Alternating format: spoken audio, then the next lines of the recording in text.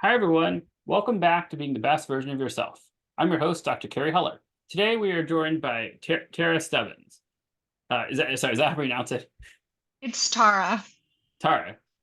Okay. Sorry. All right. Well, so why don't you tell us a little bit about yourself, or tell our listeners a little bit about yourself?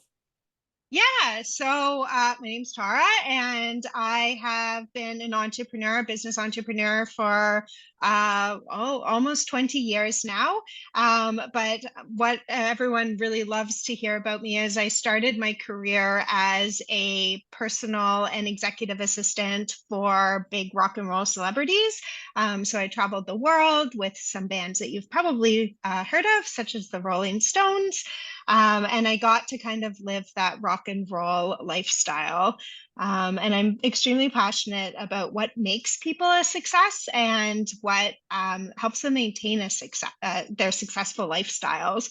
Because I was always so fascinated, like, why Mick Jagger? Why not this other person on the street? Like, what is he doing on a day-to-day basis that made him such a huge success? Like, is there such a thing as the lottery of life, or, what is it? So I am always extremely passionate and fascinated about what makes people a success and what helps maintain their success, and how you can set goals, and really anyone can achieve their goals if they do some really simple things throughout the day. So that's me in a nutshell. I agree. Well, thank you.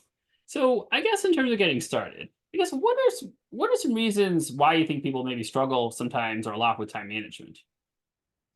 That's a really, really great question. I get asked that a lot. And in my opinion, it's because people try to fit into a specific box. So, of course, you can read on, Google or ChatGPT, like, how do I better organize my day? Or we read like a book from a famous CEO or entrepreneur, or even like a busy stay-at-home parent that have been successful doing, time management.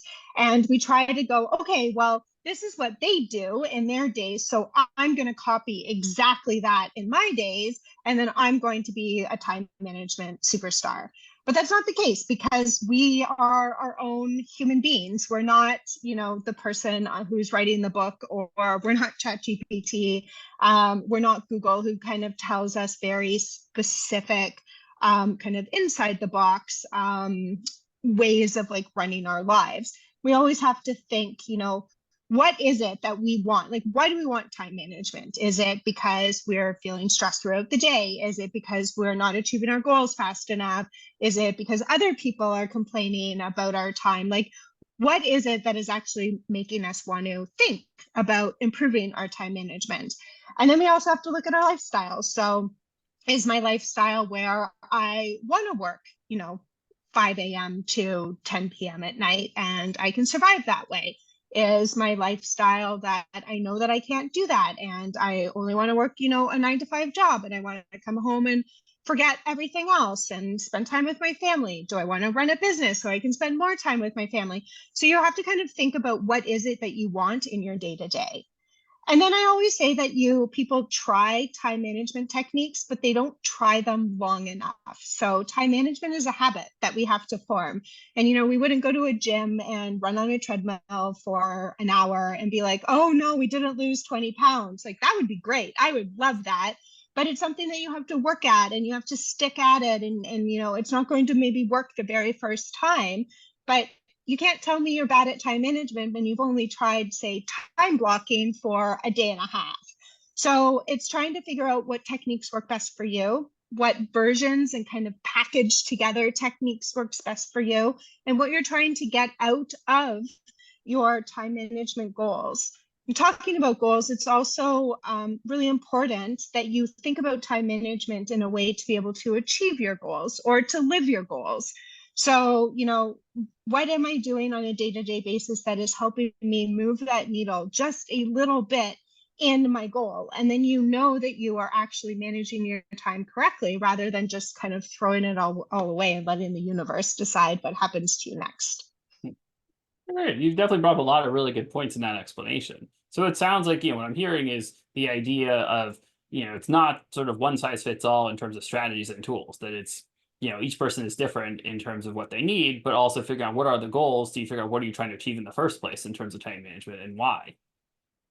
Yeah, exactly. It's my biggest pet peeve when people come to me and say, I've tried time blocking, I can't time block. This time management book tells me that I'm supposed to time block. I guess I'm just, useless. And it's like, time blocking might not work for everybody. A lot of people I know get stressed out when they look at their calendar if it's time blocked back to back to back every single minute of the day. And I know that, time blocking sometimes when you do it correctly, you're supposed to put your lunch in, your free time in, like when you're going to go to sleep, things like that. But it does look overwhelming to some people because they don't see any space in the calendar, even though it is saying kind of free space, free time. Your body kind of and your brain kind of thinks, well, I have to do something right now. The calendar is telling me. So it doesn't work for everybody. And that, maybe you can try a little bit of time blocking, like just blocking your meetings or just blocking your to-dos or, something like that. And then another technique for making sure that you actually get through the day successfully. No, I think it's a really great strategy. And I think what it also brings up is the idea of sometimes starting small. That for some people, it's hard to suddenly go from not really doing anything just to suddenly this, super detailed system. So maybe starting small with blocking out time for certain things initially, maybe good, and then kind of building upon that. Yeah, it's true. And, it's another reason why we hear all the time why New Year's resolutions don't work. It's because, we set out these big goals of like, I'm going to lose this weight. I'm going to eat healthy. I'm going to start my business. My business is going to make $1 million all in one year. And you start out really strong for the first week of January. And then, of course, it's like, it's too much. It's too much at one time. And of course, we're not going to be able to keep up those habits and those routines that we have to be able to achieve our goals. So, yeah, absolutely. When you're starting out with time management, if you're feeling overwhelmed, if you're feeling like you can't get everything done, or there's no way time management is for me, it's only for people who I actually hear this a lot because I work with celebrities and I bring up examples of, how celebrities manage their time. And people say, well, of course they can manage their time. They have nannies and chefs and things like that. But that's their decision. It doesn't mean that you have to be rich and famous to manage your time better. It just kind of what is working for your lifestyle and what you are bringing to the table. Hmm. No, I mean, that definitely makes sense. And it also brings up an interesting question of how do you decide, as far as trying to be more efficient and productive, how do you decide what you do yourself versus you delegate when you can as a means to kind of be more efficient? And any like again, I realize this probably depends on the particular task at hand, but any general thoughts that you have for our listeners on some ways you could help decide for certain types of tasks potentially if it makes sense to outsource it basically rather than doing it yourself as a means to sort of to get more done and fit other stuff in that you need to be doing. Yeah, that's another great question. And I always tell people it's looking at your ROI, so your return on investment. So, how valuable is your time? Now, okay, maybe you don't work for yourself, but your time is still valuable of what you can bring to the table. So, and what your big goals are. So, even if you're retired or a stay-at-home mom or dad, or you're just not working at this time, maybe you're looking for a job and you can't justify, say, getting a house cleaner. But if you're looking for a job, you should be spending, from 9 a.m. to 5 p.m. trying to improve your chances of getting the job that you want to get. So whether it's, applying to a million different job applications, perfecting your interview skills, beefing up your resume, whatever it is, like you should really be focused on getting that job. And the ROI, in my opinion, is spending that time being able to get your dream job, your next job, even the job to make ends meet, whatever that is. That should be the biggest amount of your time. So maybe you don't have time to, clean your house once a week. Maybe you don't have time to walk your dogs every day because you're really focused on this big return on investment of what you're trying to do, your big goal. So that's when I say that's when you should look at actually asking for help. And asking for help doesn't necessarily mean having to pay for it. You can ask people in your community, you can ask family and friends, you can return favors, say, can you walk my dog every week while I focus on trying to get this new job, and I promise once I have it, I will make you dinner every week for, the next 2.5 months or whatever it is. So, you can barter, you can get creative. It doesn't have to be, I don't have $100 to pay a dog walker, I can't do this. Or it's like when you're running a business, what's the biggest ROI? Is it, going sifting through emails and doing administrative tasks, or is it out there selling?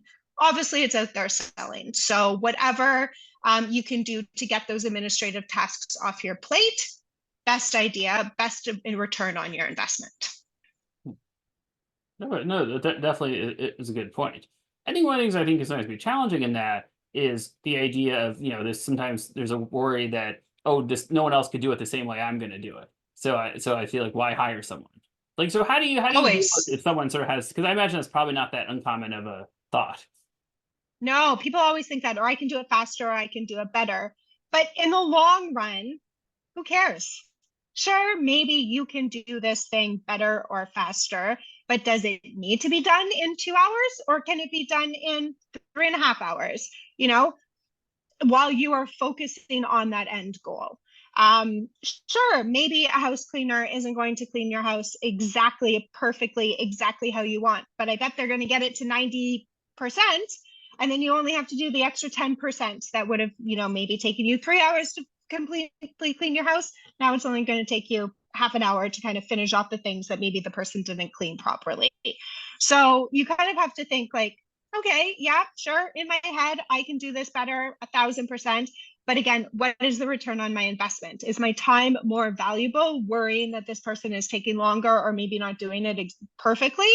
Or is my time better spent sending out those job applications, selling things for my business, creating proposals, whatever it is, where is my time better spent? And I always say too that, if you teach somebody, if you hire the right person, and if you teach them, 1 or 2 times, they should be able to catch on and do the things that you want them to do, exactly how you want them to do it. So yes, maybe the first time they do it may take a little more of your time, a little more of your resources. But in the long run, it's going to really help you save that time so you can concentrate on other things. Oh, great. And I guess, when we think about it from a business perspective, for people that run their own businesses, I imagine maybe a lot of people listening that are in that position. Like, what do you say to people when the idea is, they don't really sort of have the amount of tasks or the budget to pay someone for a full-time, admin type job? Like, I realize there are virtual assistants and other things, and I know there's some stuff that you do that I think probably fits in with that. So maybe you tell us a little bit about kind of your thoughts on that, and maybe even a little bit about sort of what you do, in terms of the kind of the intermediary. I think I'd seen on your website that it looks like you do some stuff kind of to sort of help in that kind of fill that void. Yeah, so I run a team of fractional executive assistants, and the fractional way of working is very popular in the startup world. So we hear a lot about fractional CMOs, CFOs, CTOs. There's even CEOs that I've heard of that are fractional. And it's because you can really get a great quality person, but you're not necessarily paying for that full-time salary of someone who has 10 plus years of experience. So virtual assistants, absolutely amazing. I support them 100%. You can find them, on different online resources, overseas, very reasonably priced, and they're wonderful to get those like smaller tasks off of your to-do list, those tactical things that you have to do. Maybe you want someone to help you send 100 cold emails a day, or aggregate a spreadsheet, or combine a CRM, or send some small social media comments out, or things like that. So absolutely amazing. And again, return on investment. Maybe this $5 an hour person isn't exactly 100% how I can do it, but it's going to get these little tasks off my plate so I can concentrate on the bigger things of running my business.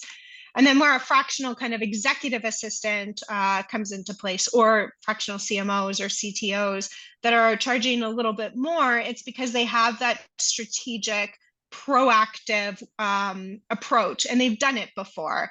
So they've run businesses, they've built different companies. They've kind of been in these situations. So you don't really have to worry about, are they doing it right? Are they doing it the fastest way possible? You kind of have that belief and understanding as if you were hiring a full-time person of your team, that they're going to be able to accomplish these tasks just as successfully as you can. And I think that's a really big thing for business owners to learn, is that you can only get so far doing everything yourself.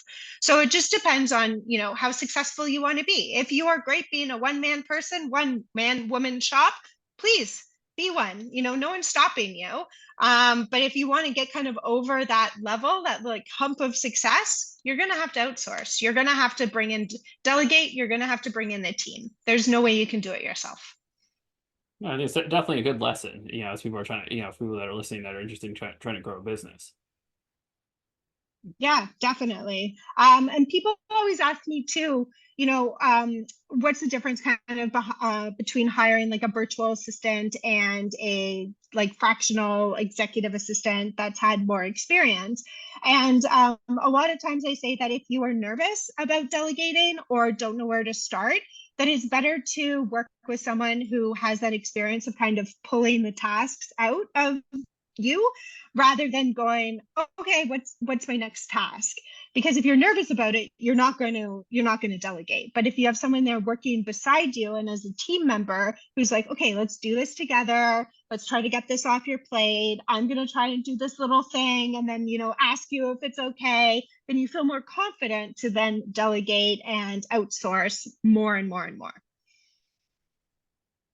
No, I think that definitely makes a lot of sense. I think it really gets at the idea that the comfort level can make a huge difference in someone's willingness to delegate. Yeah, exactly. It's all trust too, right? Like make sure you work with people that you trust and build that trust with. Yeah, no, absolutely. I guess one question I sometimes get asked, or in terms of some of the stuff clients I work with, is that there's often a big question around AI and like ChatGPT, for example, and this question of what stuff can you use it for that ends up actually being helpful versus something I see a fair amount of people think it can do a lot in certain ways and end up taking twice as long trying to do it that way instead of just doing it the way without it. And I'm wondering if you have any sort of general thoughts based on any experience you may have had with it of what are like a couple of things that are really worthwhile to try to use it for versus what are things that people try to use it for that are a good idea kind of to stay away from. Yeah, so I absolutely love Google, ChatGPT, AI, all the AI programs out there to get me started. I actually do a lot of coaching for new business owners and business owners who are trying to get to the next level and feel stuck. And ChatGPT is an awesome resource to help you get unstuck. Now, I don't want that you to use it, word for word and absolutely. So you want to write a blog a week for the next, to beef up your SEO marketing initiatives, whatever it is. A lot of people don't know what to write. A lot of people don't know where to start. So they'll procrastinate. And then procrastination leads into never actually doing it. And then you're kind of in this like big circle.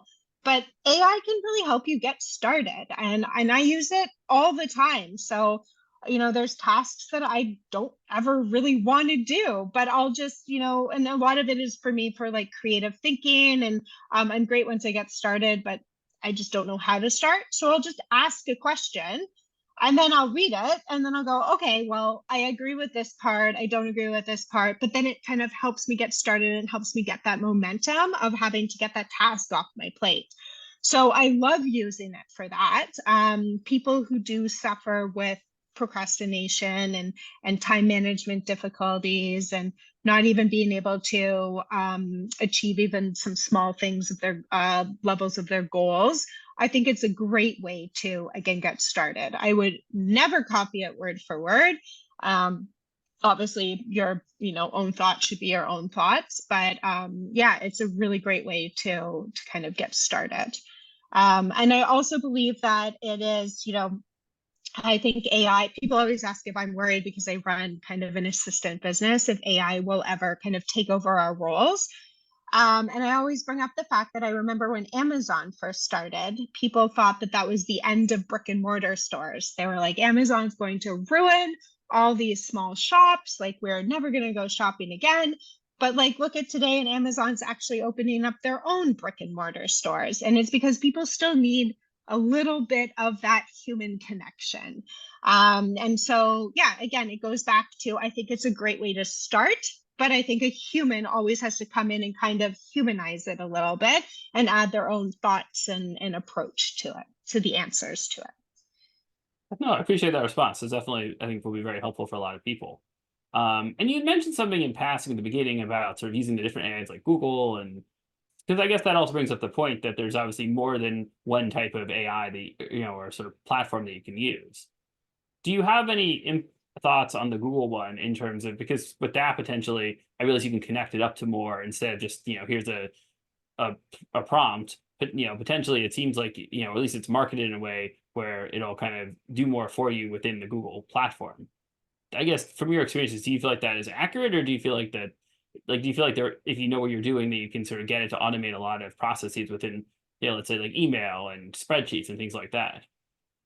Yeah, so my whole thought around all the programs is kind of my same thought around time management. And it is, I think a lot of people get waste a lot of time and get bogged down into like, what is the perfect system for me? What is like the perfect calendar system? What is the perfect AI tool? What is the perfect email system?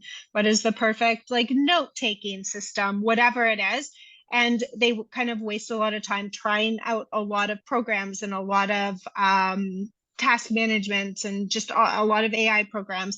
And again, it goes down to what you're doing and who you are. So, me saying I really love using ChatGPT over anything else really means nothing, because that is my lifestyle and how I operate and how I think.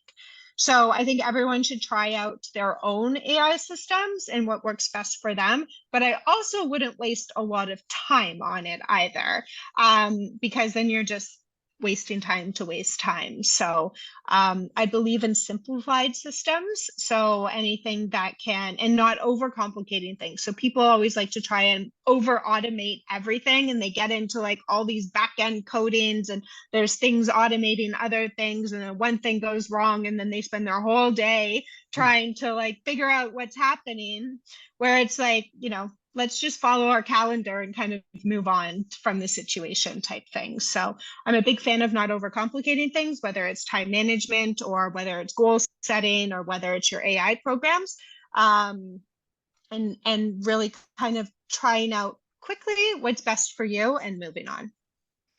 Oh, no, definitely good advice.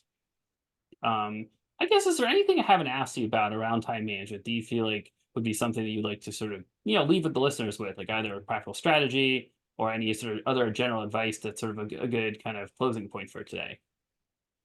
Yeah, so I always have I kind of have a hatred, I should say, to the word multitasking. So a lot of people think that if they are good multitaskers, that they are good at time management. And there really is no such thing as multitasking. The human brain can't think of more than one or two things or one thing at a time. So when you think that you're thinking of two or more things, it's actually context switching really quickly between one or the other.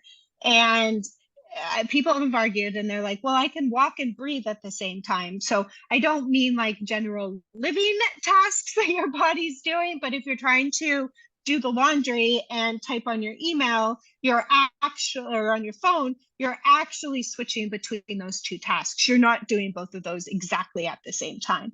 And it's actually causing us to become incredibly exhausted. And if you ask people if they are tired, most of the percentage of people are going to say, yes, I'm exhausted. And it's because we're trying to do too much and all at once. We even like watch TV and scroll on social media at the same time. So our brains are kind of switching between two things all the time.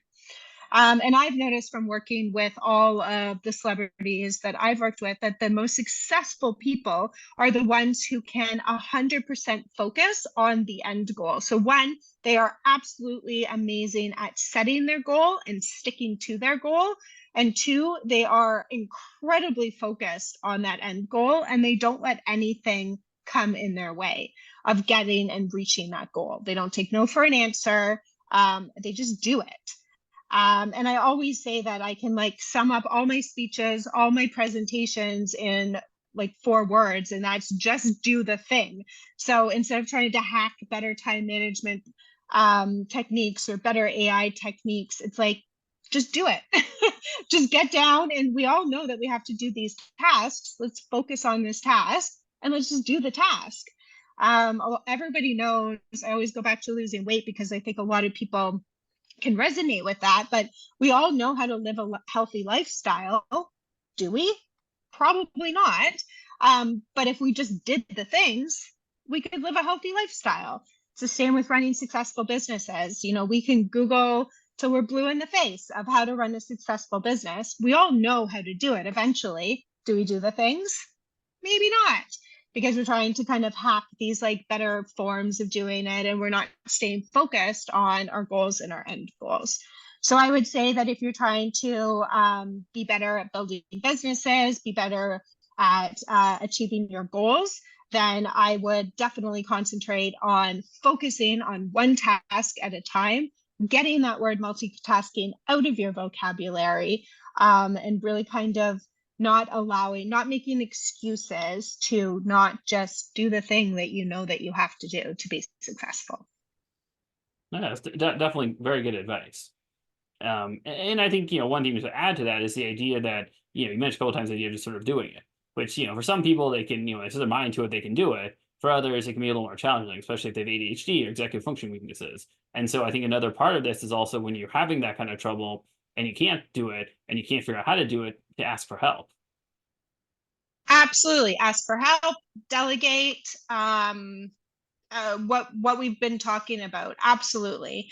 And I always think that no matter what, if you work yourself up to the point where you think something is hard, where you think something is too boring, where you think something is going to take too long, then it's going to be even harder to start. So if you can kind of just get out of your own head and just, again, do the thing, then it's going to be a lot easier to kind of build that momentum. I always say that successful people know how to build their own momentum. So, a lot of us will wait for that big lightning strike moment to happen. And like, that's not happening. The lightning strike isn't coming. We have to create our own lightning strikes by building momentum of smaller things, smaller successes, until, we're like, oh yeah, we're motivated. We're going to do the thing now. We can, focus on these bigger pictures. Well, great. And I guess where can listeners find you if they want to reach you or find you online? Yes. So I'm on social, Tarra's Time, Tarra with 2 R's.